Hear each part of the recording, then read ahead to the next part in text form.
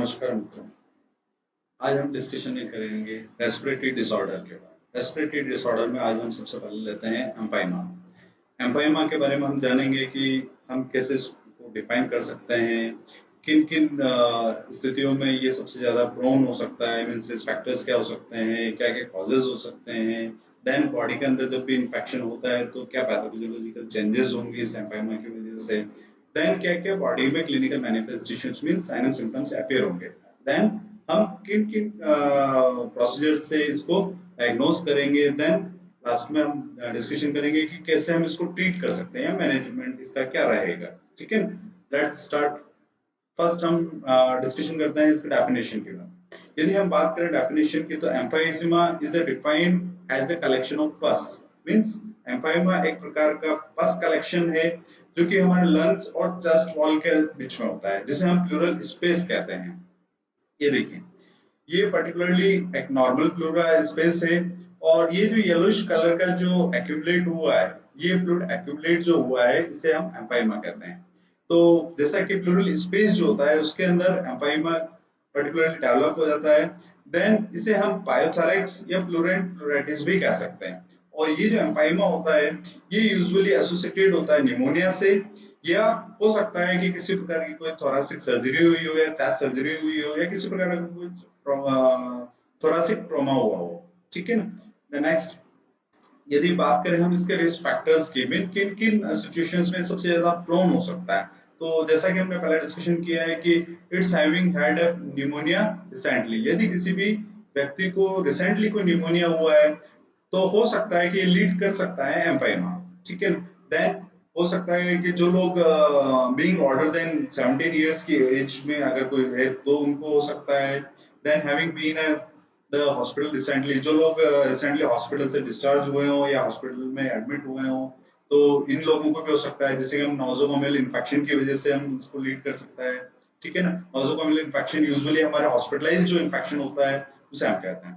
Then having had a chest injury और किसी प्रकार का कोई ट्रॉमा हुआ है तो। देन कुछ ऐसी सिचुएशंस होती है जिसमें कि एम्फाइमा देखा गया कि जैसे डायबिटीज है, हार्ट डिजीज है, प्रीवियस किसी प्रकार को कैंसर हुआ हो, सीओपीडी है। COPD means chronic obstructive pulmonary disease, या किसी प्रकार की कोई भी हमारे लंग्स की डिजीज अगर हुई हो तो। देन यदि बात करें हम इसके कॉजेज या इटियोलॉजी की, तो इटियोलॉजी के अंदर extension of infection from the pneumonia, ये सबसे मोस्ट कॉमनेस्ट आपके कॉज है, जो कि आपके स्टेफाइलोकोकस निमोनिया से हो सकता है या किसी प्रकार का कोई भी ग्राम नेगेटिव बैक्टीरिया, उसकी वजह से ये लीड कर सकता है। देन एनारोबिक इन्फेक्शंस, इसमें बहुत सारे इन्फेक्शंस में इसको कॉज को इसको काउंट किया गया है। देन ऐसे लोग जिसमें कि थोरैकोटॉमी हुई है, थोरैकोटॉमी का मींस होता है कि ओपनिंग, टॉमी मींस ओपनिंग। ठीक है ना। तो किसी प्रकार का कोई थोरासिक किसी प्रकार की कोई सर्जरी हुई हो, चेस्ट सर्जरी हुई हो, ओपनिंग ऑफ थोरैक्स को बोलते हैं हम थोरैकोटॉमी। ठीक है ना। तो किसी भी प्रकार के कोई भी अगर चाहे सर्जरीज है या थोरैकोटॉमी हुई हो तो इन लोगों में अगर इन्फेक्शन हो जाता है तो ये हो सकता है कि उसको लीड करे। नेक्स्ट, यदि हम बात करें पैथोफिजियोलॉजी की, तो पैथोफिजियोलॉजी के अंदर कभी भी किसी प्रकार का कोई भी अगर बैक्टीरियल या कोई माइक्रोजन का अगर इन्फेक्शन होता है तो हम स्टार्ट करते हैं particularly enter of the bacteria in the body, human body. Then it will lead to, जो हमारे इस पर्टिकुलरली एम्फाइमा के अंदर हम तीन स्टेज देखते हैं पैथोफिजियोलॉजिकल चेंजेस बॉडी के अंदर किस किस प्रकार से होते हैं। स्टेज फर्स्ट जिसे हम एग्जीक्यूटिव स्टेज कहते हैं, एग्जीक्यूटिव स्टेज कहते हैं। सेकंड स्टेज जिसको हम फाइब्रिनोप्रूलेंट स्टेज कहते हैं, और third one stage is the organisational stage जिसे हम कहते हैं। यदि हम बात करें कि बैक्टीरिया बॉडी के अंदर एंटर हुआ, then it will hypersensitivity reaction जो स्टार्ट हो जाती है। देन जिसे हम एक्सुडेटिव स्टेज जिसे कहा गया, उसके अंदर पर्टिकुलरली आपके स्ट्राइल प्लूरल फ्लूइड जो होता है वो एक्यूमुलेट हो जाता है प्लूरल स्पेस के अंदर। ठीक है ना। देन ये जो लीड करेगा, ये फाइब्रिनो प्लूरल स्टेज को लीड करेगा, जिसके अंदर कि हमारे विसरल और पैरेटल जो प्लूरल है, जो मेम्ब्रेन है, ये देखिए आप, ये पर्टिकुलरली ग्रीन कलर की ये विस्ट्रल प्लूरल मेम्ब्रेन है, और this one is the bluish colour जो है ये आपके पैरेटल प्लूरल मेम्ब्रेन है। ठीक है ना।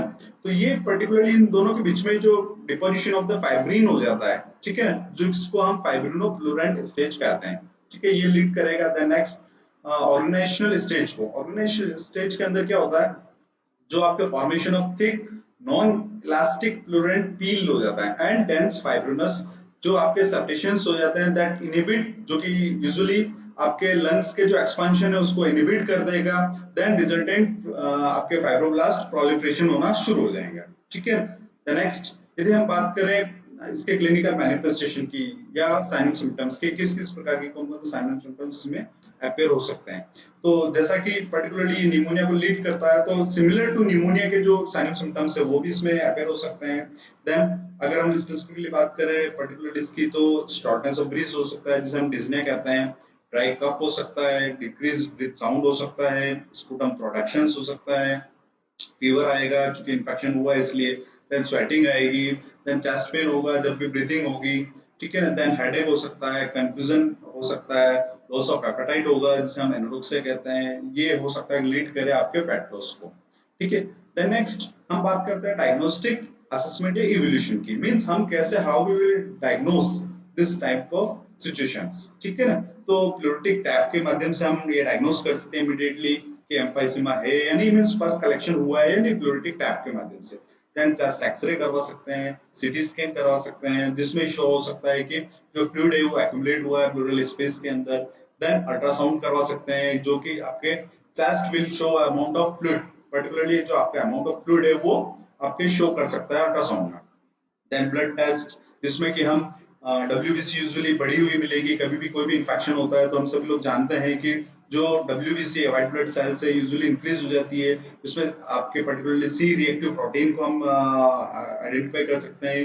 देन पर्टिकुलरली आपके डायग्नोस्टिक इवोल्यूशन में थोरासिंथेसिस एक ऐसा प्रोसीजर है जो कि आपके डायग्नोस्टिक इवोल्यूशन का पार्ट भी है और एक मैनेजमेंट का पार्ट भी है। थोरासिंथेसिस के अंदर एक नीडल इंसर्ट करवाई जाती है आपके रिब केज के अंदर ठीक है ना, जो कि प्लूरल स्पेस के अंदर पर्टिकुलरली जो फ्लूइड एक्यूमुलेट हुआ है प्लूरल स्पेस में उसको हम सैंपल भी ले सकते हैं और उसको पूरा कंप्लीटली विड्रॉल भी कर सकते हैं। यदि हम पर्टिकुलरली केवल सैंपल लेते हैं और sample send to the laboratories then we will just identify the what type of the bacteria कि किस प्रकार का हमें बैक्टीरिया उसमें प्रेजेंट है उसके अंदर ठीक है।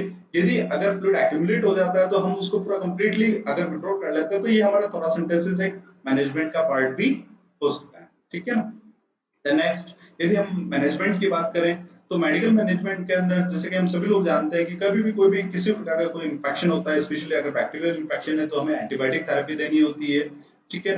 तो यदि हम बात करें इसमें एंटीबायोटिक थेरेपीज में कौन कौन से ड्रग हम देंगे तो इसमें कॉम्बिनेशंस में दी जाती है, जैसे कि फर्स्ट कॉम्बिनेशन आपके सिफ्लोस्प्रिन और मेट्रोनिडाजोल है, एंड सेकंड आपका जो कॉम्बिनेशन होगा वो एम्पिसिलिन विद बीटा लैक्टोमेज इनहिबिटर्स हो सकता है, देन वैनकोमाइसिन और सिफेपिन है, देन आपके मेट्रोनिडाजोल हो सकता है, मेट्रोनिडाजोल और आपके पिपराइसिलिन है या टैजोबैक्टम्स दे सकते हैं।